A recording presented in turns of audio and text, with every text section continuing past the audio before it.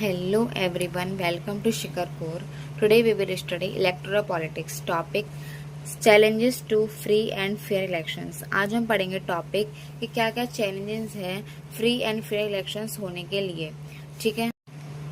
This topic explains that election in India are generally free and fair.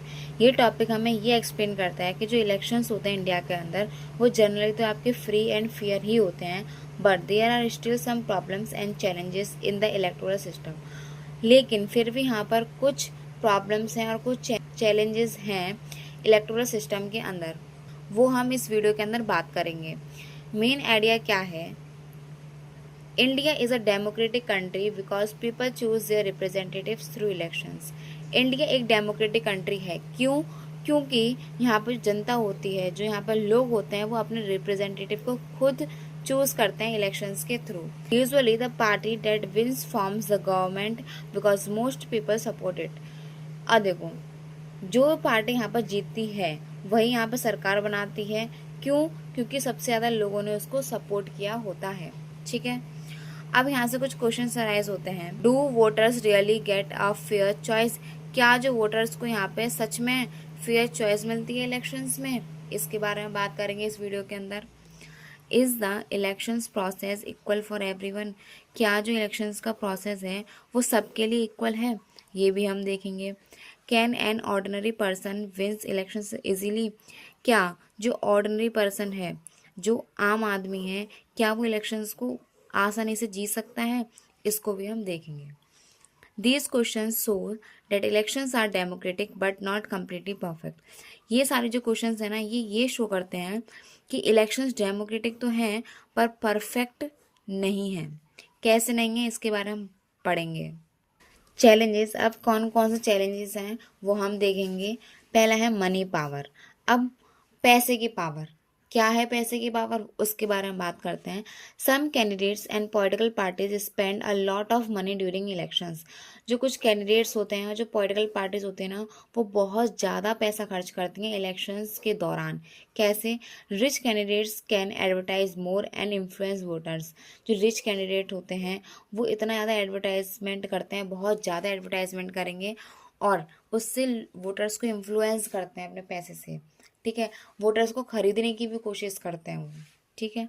Small parties and independent candidates can not compete equally. और जो small parties हैं और जो independent candidates हैं, मतलब ऐसे candidates जिन्होंने अपनी खुद की पार्टी बनाई है, किसी पार्टी से वो जुड़े हुए नहीं हैं, वो इन लोगों से कम्पीट नहीं कर पाएंगे. क्यों? क्योंकि उनकी स्मॉल पार्टी है, लोगों की तरह सपोर्ट भी नहीं है.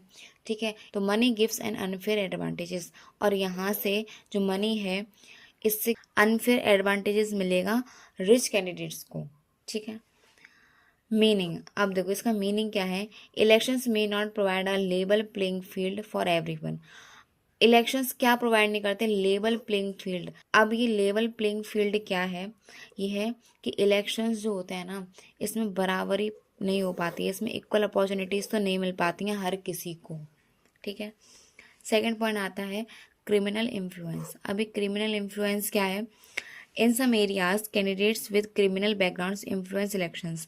कुछ एरियाज में जो कैंडिडेट्स जिनका क्रिमिनल बैकग्राउंड होता है वो यहाँ पर इन्फ्लुएंस करते हैं इलेक्शंस को. कैसे इन्फ्लुएंस करेंगे?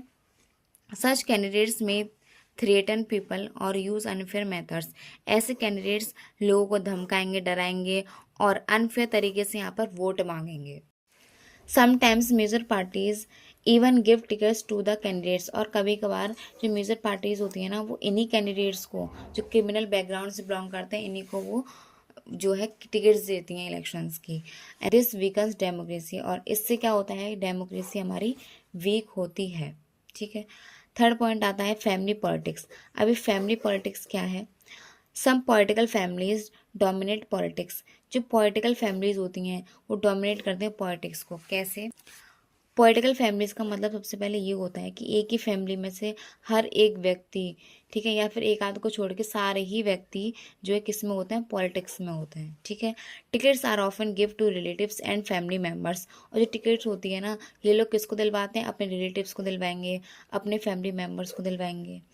Ordinary citizens get fewer opportunities to contest elections, और इसी वजह से जो ऑर्डिनरी सिटीज़न, जो आम आदमी होता है, उसको बहुत कम अपॉर्चुनिटीज़ मिलती हैं इलेक्शंस को लड़ने के लिए। ठीक है। फोर्थ आता है लिमिटेड चॉइस फॉर वोटर्स। अब यहाँ पे जो वोटर्स के पास ना लिमिटेड चॉइसेस भी होती हैं। कैसे लिमिटेड चॉइस होंगी? Sometimes the major political parties are very similar in policies and practices. कभी कभार जो मेजर पॉलिटिकल पार्टीज होती हैं, उनकी जो पॉलिसीज और उनके जो प्रैक्टिसेस होते हैं वो लगभग सेम ही होते हैं। ठीक है। वोटर्स में feel there is no strong alternative, और लगभग सेम होने की वजह से वोटर्स को ये लगता है कि कोई भी अपोजिट में ऐसा लीडर या फिर ऐसा पॉलिटिकल पार्टी नहीं है जो स्ट्रांग हो, जिसकी अलग हटके ही पॉलिसीज वगैरह हों। So people do not always get a real choice. इसी वजह से लोगों को यहाँ पे हमेशा तो रियल चॉइस नहीं मिल पाती है। Problems faced by small parties. अब देखो यहाँ पे प्रॉब्लम्स कौन फेस्ड करता है? जो स्मॉल स्मॉल पार्टीज होती हैं वो। अब वो प्रॉब्लम्स कैसे फेस्ड करेंगी? Small parties and independent candidates face many difficulties. जो स्मॉल पार्टीज़ होती हैं, जिनकी अभी भी उन्होंने पार्टी बनाई है, बहुत छोटी पार्टी है, ठीक है, और जो इंडिपेंडेंट कैंडिडेट हैं, जिन्होंने अपनी खुद की पार्टी बनाई है, किसी पार्टी में वो जो है शामिल नहीं है, ऐसे कैंडिडेट्स बहुत सारी इनको डिफ़िकल्टीज़ फेस करनी पड़ती हैं। कैसे डिफ़िकल्टीज़?